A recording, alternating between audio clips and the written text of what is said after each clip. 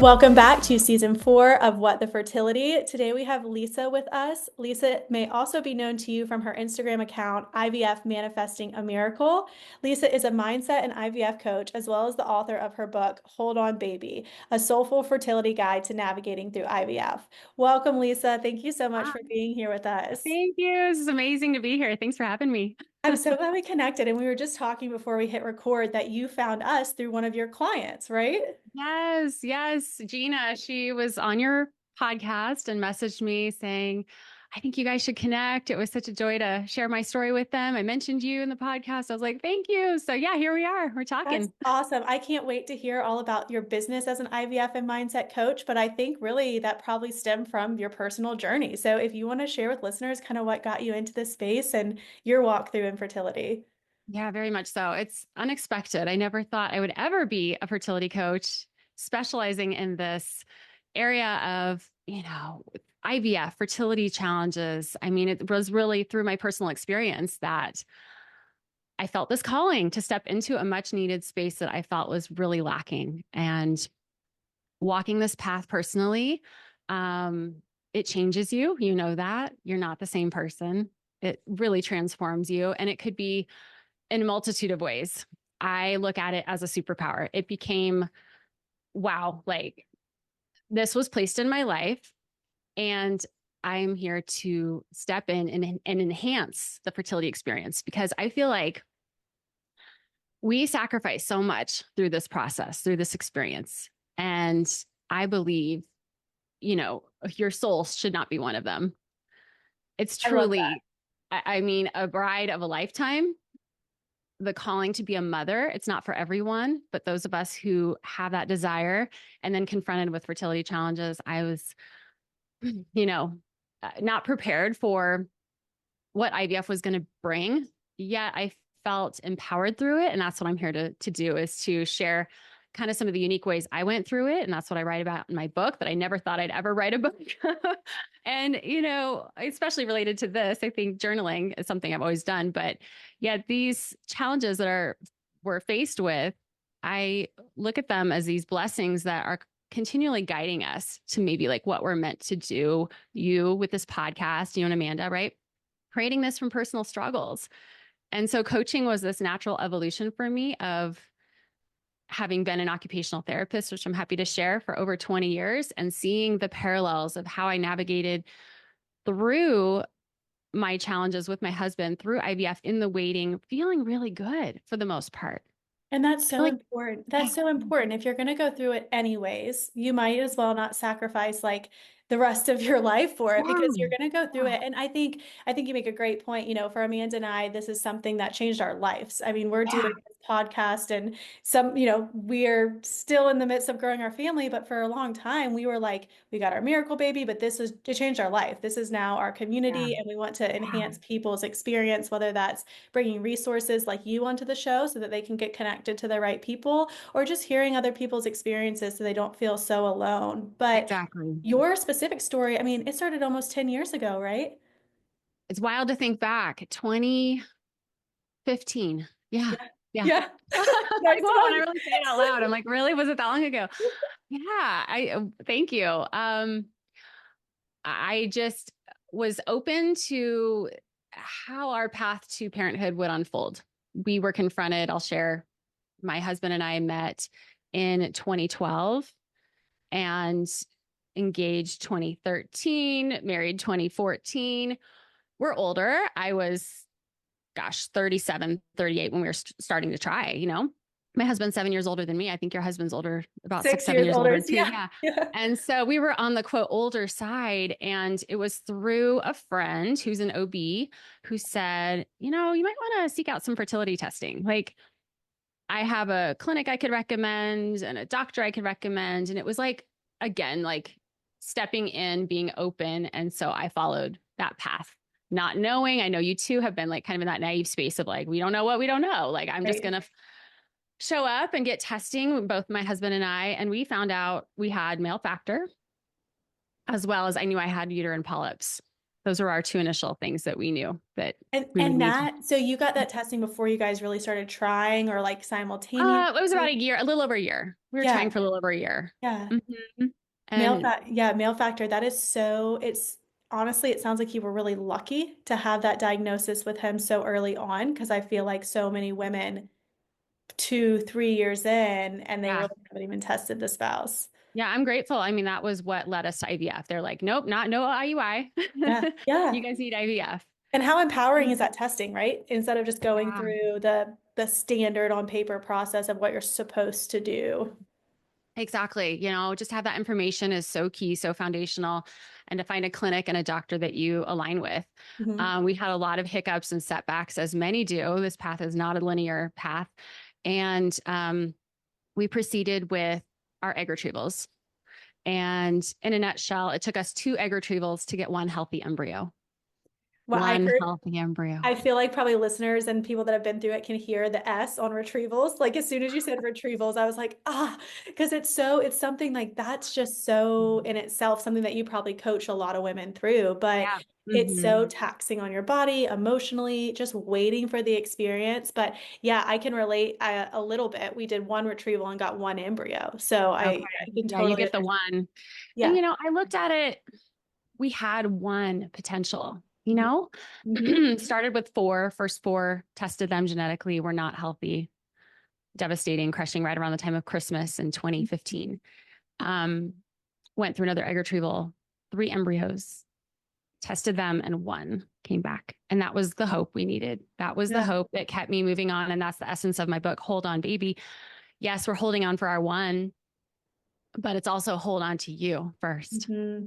Hmm. which that is, if I could just preach that forever. I mean, it is for anyone going through this path, it is make yourself a priority, your self care, your joy, your light. Keep that alive on this really important path that Hmm. you're in pursuit of, I gained that wisdom looking back, right? Like after Mhm. you go through it and you're like, gosh, why does I wish I would have done XYZ, or I wish I could have enjoyed that vacation that, we had the miscarriage, but then we had this beautiful vacation as my husband and I, and ultimately we did get pregnant and have our daughter, and that was such a wonderful outcome for our situation, but I Mhm. didn't understand that when I was in the middle of it. And I think that it would have made the journey just much more bearable, Yeah. to be in that type of mindset than the mindset that I was in.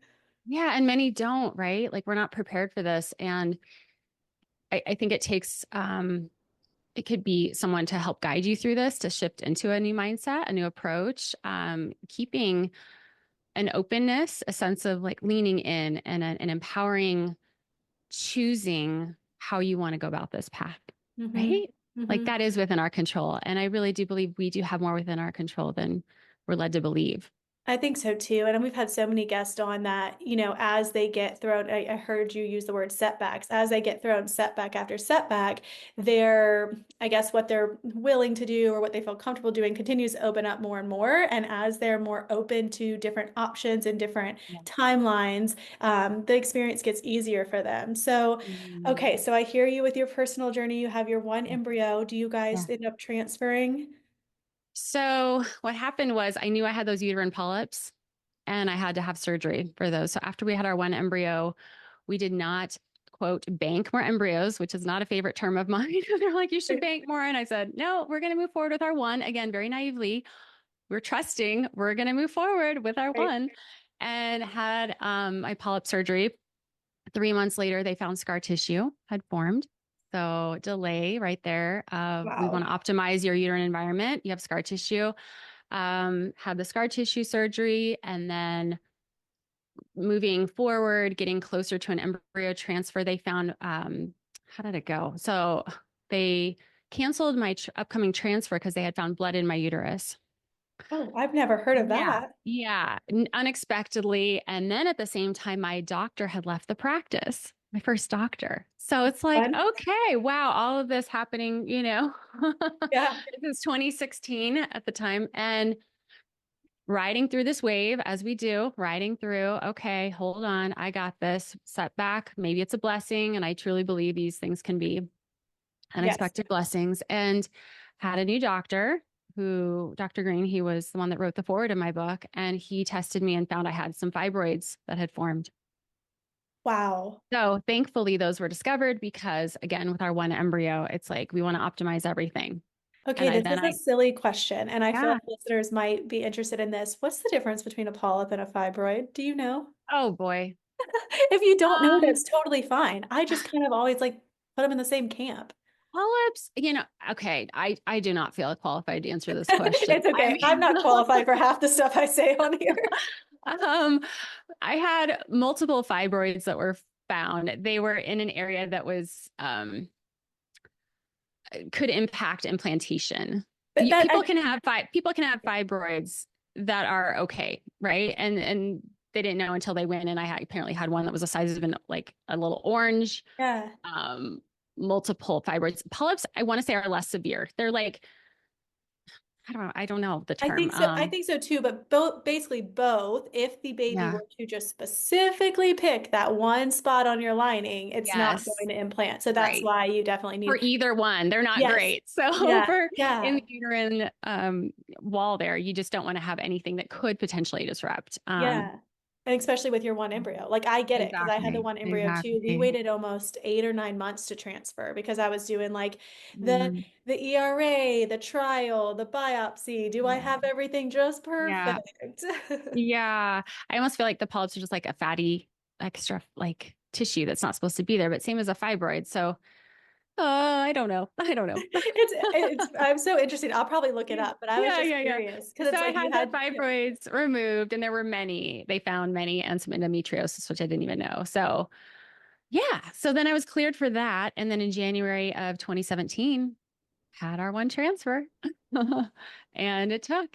I'm like, Wow. yeah. And so I didn't do any testing at home. I actually honestly have never seen a positive pregnancy test for me. Even in the waiting, I was living my life. I was working as an occupational therapist. I'm like still seeing clients, getting the call. I was about to see a client in their home, and I'm like, oh my gosh, I can't see you today. I have to go home. I just Yeah. that news, that call of like, you're Yes. pregnant, everything we were hoping and just dreaming about, right? Getting Yeah. that call. Um, so again, that's one milestone to reach. We know that that is not even near the finish line, right? Unfortunately, I know for those It's that, just like yeah. one step in the process because you do want to survive, right? The 2 week wait, you want to hear the heartbeat, you want to graduate to your OB, first, second, third It, trimester, all of it is a it's so process. interesting. You're now the second person that just, I think in the last week we've recorded with that has not had like pregnancy loss prior to like Um, their like prior to doing IVF. And that's something that I probably had the inaccurate mindset on of like, okay, you've had miscarriage, so then you're like, I got to get the 2 week wait, I got to get the ultrasound. But that's really interesting to hear that from your perspective and the previous guest perspective of like, no, we feel the same way. Like it's yeah. not just getting the positive pregnancy test and we'll see No. the baby in 9 months. Oh no. Oh no. Oh yeah. I mean, we had our one embryo, and I was there to celebrate every milestone, to live as best as I could in a joyful state, and to seek community. And, I should backtrack too. It's like you're not given a manual, you're not given a guide on how to navigate this. Those were areas that I saw really missing. It wasn't until after our first unsuccessful egg retrieval where they're like, oh, you might want to try some acupuncture. And here's a resource. And I see more support offered now, but at the time it was very like you're left in the dark of like figure it out on your own, good luck. Right. And I'm grateful, like I was conscious to hand over all of the medical side to my team. I wasn't researching protocols. I was not looking at medications, and didn't go crazy on supplements and all that kind of stuff. Like I really did lean into their expertise, but I also knew like I have to be my own best advocate and lean into myself, trust my intuition. And that's what I did. So one of the things that came upon me was an opportunity to join a book club, and I share about it in my book, and Hold On Baby. It's like these supports that sometimes come to you unexpectedly. I joined this really transformative book club. We were reading personal development books. And through that community, I had such an incredible sisterhood. I learned, let's see, there's so many people. I met a Reiki practitioner. who supported me and I Reiki through love that. that. I I then did became that in my certified. I journey. did too. Yeah, I I became did, yeah. certified myself and offer that to Oh, clients. wow. Yes, and I do it virtually, and it's so transformative. I met this woman. I did a beta program for someone who had an art program.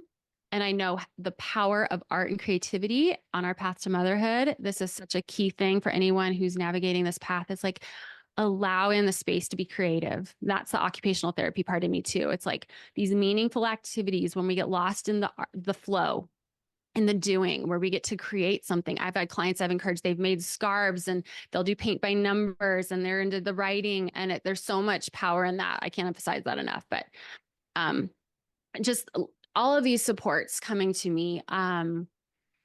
I think you And that, sharing, and I just real quick, I think you sharing that is like you were so open to doing something that was so unrelated to your infertility yes. journey to Yeah. motherhood. You were open. You were like, I have space and I'm open to doing this. And like, look at what the universe Yeah. brought you, like all of It's these so true. people and skills. Yeah. And you know, it's incredible. So all these women that I was exposed to were all into this kind of conscious living and personal growth. And so many of them I've invited onto the podcast, and we're moon guest experts for I led a monthly moon group every month this past year, all in manifestation around the new moon, setting intentions. And it's like literally these practices and holistic tools, breath work, meditation, mindfulness, visualization, womb clearing. I did We've that done too. This is sex so, magic. We've done and, so many and things. Lisa, I cannot believe I didn't even mention your podcast. Okay, what is the name of your Oh, podcast? that's okay.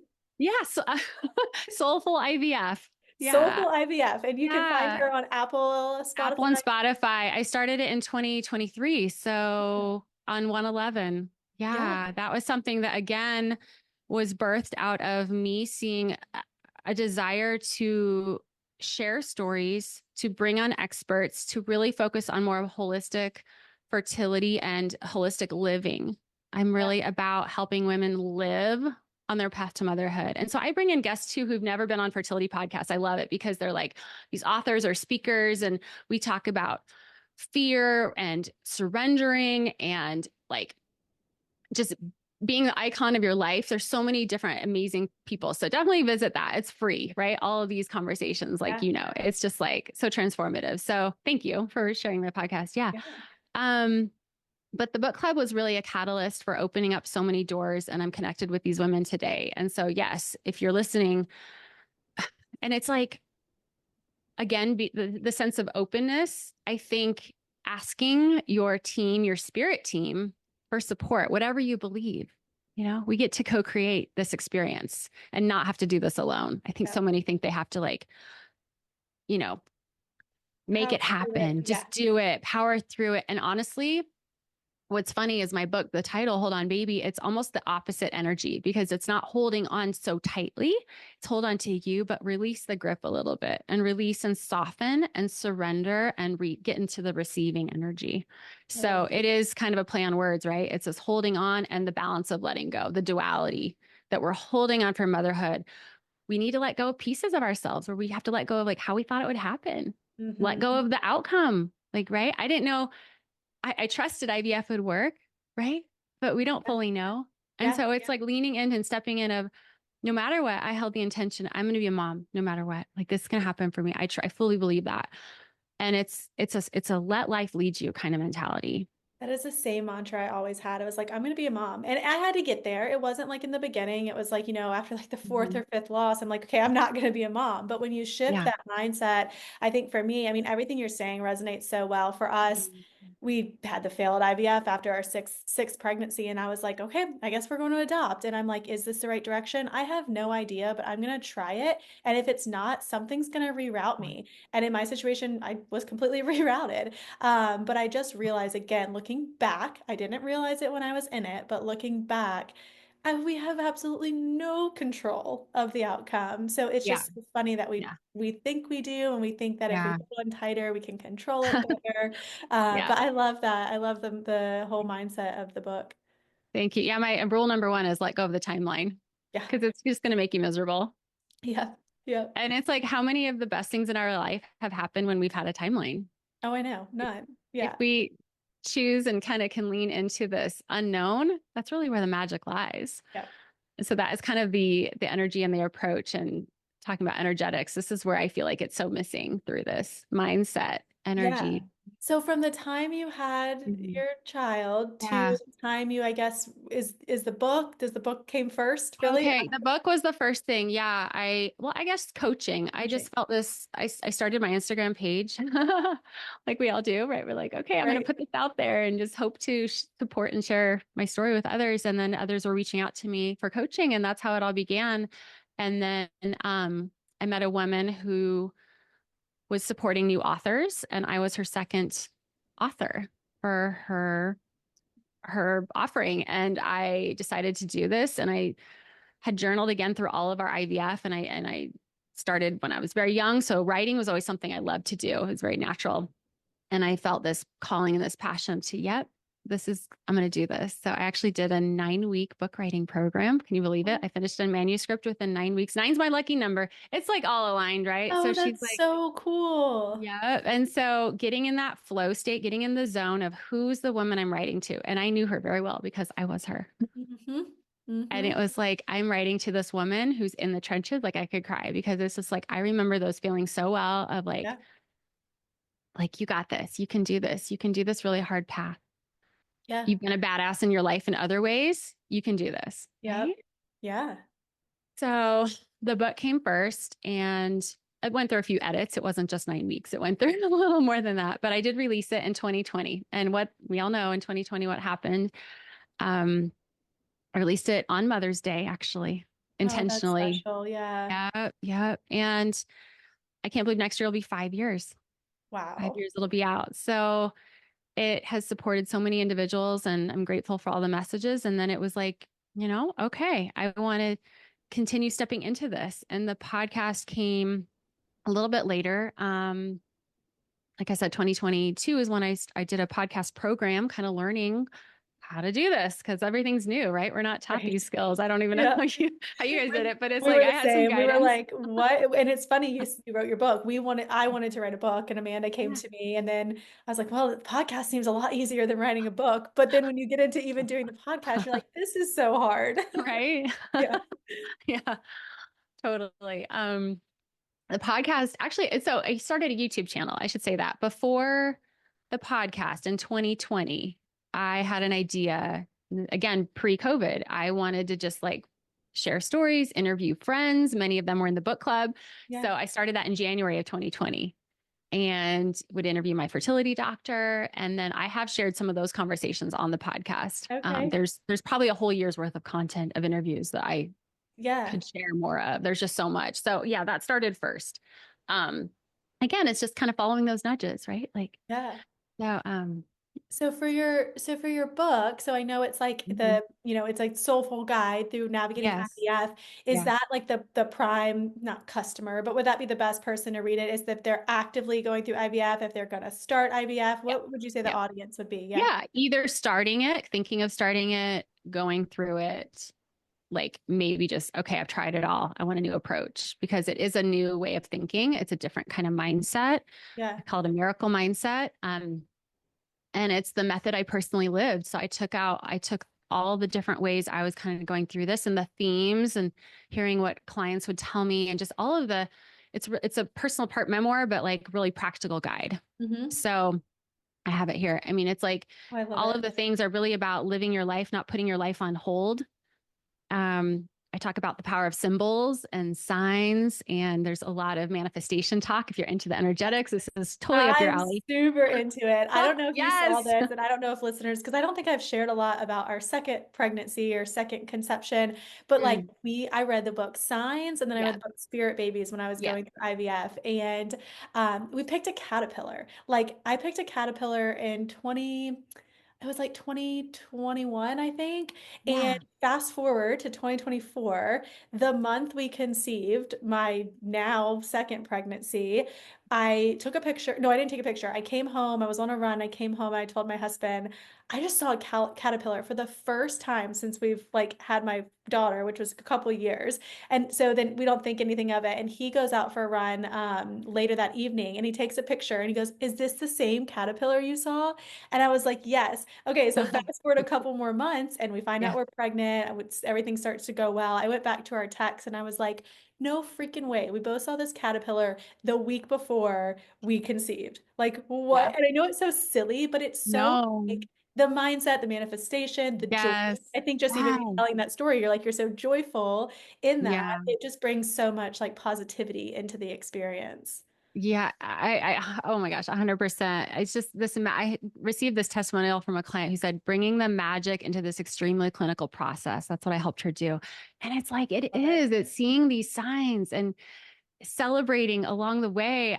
Yeah, 100%. These signs will help guide us. They help ground us, keep us rooted, keep us moving forward. I have a picture of a grasshopper behind me, and that sign didn't come till later for me. That's my mom's sign. She passed right before my daughter's first birthday. And so that's another big part of our story is navigating through IVF while seeing her decline. And she appeared to me Yeah, as the sign as a grasshopper, which is always about like jump moving forward in life and trusting your inner voice. that's beautiful. And so, yes, these insects and signs and spirit, symbols, look to those, ask for those. I write about those a lot because it's so supportive It and is. they're available when we're open and kind of make a game of it. Like ask for it and have fun. And 11/11, I released my podcast on 111 intentionally. 11/11's Mars, it's So cute. the Do alignment. Yeah. you follow, and I'm like hate that I don't know her name. I'm gonna look it up while we I bet you do know her name. While we wait, I'm gonna look it up right now on it. Sarah Yeah. Shockley. Yes, I do. And she just got pregnant. Yeah, she just got pregnant Yep. and I followed her from day one, like Yep. early Yep. on. And her whole thing this time was her mindset. And you could just see it like in her posts, her Hmm. behavior. And it was Yeah. like this just like such positivity. And her like 515 this is so funny and stalkerish. Like I know her numbers, but like she has her numbers of 515. And like she was seeing that for like almost a year Yeah. before this Yeah. now pregnancy. And that's so cool. Oh, I love that, and it's on that topic, it's the thoughts, the mindset, what we're repeating to ourselves over and over again, that Mhm. carries so much weight. Are we telling ourselves um things aren't I'm trying to give an Oh, example. I could think of plenty. Like, Like this yeah, isn't gonna like, but work. What? even yeah, just the mantra, the thought, the affirmation we're repeating to ourselves over and over and over. Mine was always expect something wonderful to happen. That Oh, was my mindset. I was expecting good things to happen at my doctor appointments, everything, follicular counts, blood count, like blood draws, ultrasounds, even doing shots. It's like this was part of the process. I didn't look to it like a place of dread. Yeah, it's not fun, but it's like this is one step closer to our baby. yeah. Like And I so it think is like how a reframe. It's a reframe. It's how do you want to lean into this and create your own experience through it? I love that. So I'm getting a lot of like what you probably give your clients on this one-on-one. So say they've read Yeah. your book, say they listen to this Mhm. podcast and they're like, I think this girl is for me. What does that look like could you do one like personalized I one-on-one do. coaching? I do personalize one-on-one. I've led a couple group programs and I'm looking to do that again in 2025. And so one-on-one, yeah, we do a deep dive into where you're at and really explore your whole life as an OT mindset. That's kind of what I bring in is this holistic piece of like, yes, we know fertility challenges don't just impact, where we're at right now. It's relationships, it's our work, it's friendship, finances, self-care, our joy, our leisure, right? All of it. So I really lean into my intuition and do chakra readings with individuals and really can pick up on where there's some misalignment, potential blocks, just like helping you shift into a space of greater ease, alignment, giving you tools and practices. And so, yeah, it looks different for everyone. Some people want a one-time transfer prep session, and that was created after a client reached out to Oh, me. that's so Someone cool. saying like a week before, like, "Hey, I got a transfer coming up. Can you support me?" And I was like, "You know what? Yeah, like let's do a Yeah. call." And And so, that's neat because like some yeah. people are on their, maybe they got Mhm. nine eggs or nine Yeah. embryos and they're Yeah. like, I know the IVF process, but I need help like as I jump back into this. That's Yeah. really awesome offering. Yeah. A one-time call, because not everybody wants the extended support, right? And Yeah. so everyone's at different places, right? And we know there's often, like I said, many setbacks. So it's not always a straightforward shot, like um, path. But yeah. And then the group support, that's something I've led a few ladies in, and it led to the creation of my course, which I'll be releasing very soon. Fun. So yeah, Follow self. her at IVF dot manifesting dot a dot miracle. Yes, I IVF see. Manifesting a Miracle. Yeah, It'll be nice in the show course. notes. Yeah, it's called The Energetics of IVF. And I just see this is like such a huge piece going through this to Yeah. tap into the chakras, tap into this energetic alignment. And these are tools that will support you way beyond IVF. These are Yeah, I know. tools I'm like for, listening to you. I'm like, wait, can I get something? Can I yeah. have a reading? Like, what's going on? Oh, thank you. Yeah, I think it's like the sweetest compliment. I have a client in Singapore, and she had messaged me saying, these are tools that support you beyond, Yeah. like for living, right? Yeah. And this is what it's about. It's like living our life, navigating through challenges, which we all are going through different things. And I have friends who have not gone through fertility challenges, but they've read my book and they've said how much it supported them. It just kind of like opens your eyes to, focusing on gratitude, focusing on your sisterhood, your self care, really nurturing yourself through challenges because we're all riding a wave in some capacity. Hmm. And emotional support, mental support, spiritual support. I don't see enough talk about the spiritual side of fertility. And that's why, like with my podcast, I wanted to really showcase that. And we know it's such a medical process, but I think it can be such a lighter, more enjoyable path.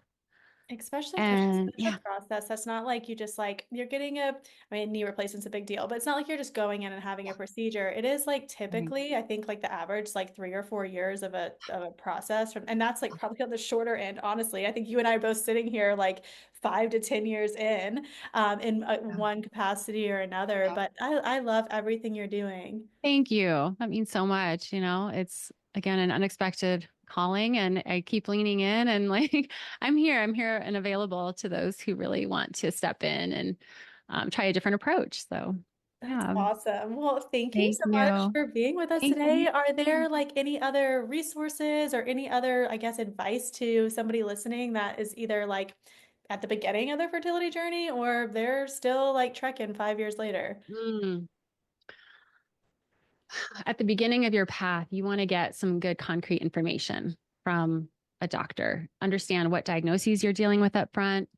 Get a clear idea of what's going on in your situation. I think feeling confident with a doctor and a clinic that you trust, that you align with, again, that sets you off right on the path. Yeah. So finding these people, find your support team, your community, have someone. I believe it's really helpful to talk with someone who's gone through this. Hmm. I mean, there are amazing therapists out there too, but if they don't fully understand this path and haven't lived it personally, I just feel like, you know, just be It's open again, it's like talk funny with you, people that really yeah. get it. It's funny you said that. I just had a dear, dear friend that has just now, she just got married and she's like 6 months into trying. And she just texted me before we jumped on and she was like, I didn't understand how bad this hurt. And like I didn't get it. And I'm like, yeah, it's a very unique experience and it has to be a lived experience. So I think that's perfect advice. Like just connect Mhm. with somebody that's maybe gone through a similar situation. Yeah. And there are so many resources at all different levels of investment from a book, right? That's a really low investment. Get a resource, get free support from the podcast. There's so many podcasts out there. Um, I would say if you've been in this for a while, um, take time for you. Like there's no rush, there's no hurry. I think we always feel like we need to keep going, or never give up. Like I'm a believer in you listen to yourself. If you need a break, if you need a pause or not move forward with treatment, there are Hmm. so many supports available beyond that I can help guide clients to if they're at that point too as well. Like I'm done. I am moving forward. I want to live my life. Yeah. Yeah. Um, but I think if you're in it and you want to keep going, again, be really gentle on yourself. Um, know that holding on to you is one of the most important things you'll ever do for yourself. Um, I think, keeping that magic alive, like whatever that looks like for you. Stay connected if you have a spiritual practice. Again, asking for the support. Um, if it's being in nature, if it's talking with others that have gone through this, it's just know that you are not alone. And I think a space of leaning in to this unknown, trying just to take your hands off the wheel a little bit, finding that joy on this path, and I don't even like the word trying. I don't even like to use the word trying. It's just like a choosing to trust in the unfolding of it all and know that there are others who are there to support you. Um, I yeah. think that's perfect. Thank you Thank so much, Lisa, you. for being on with us and sharing everything that you've been through and how you're Yeah. helping others. Thank you, Kat. I appreciate it so much. Yeah. And send me a message on Instagram. Just say hi and like how you found me if it's through this podcast. Like I love connecting with you and just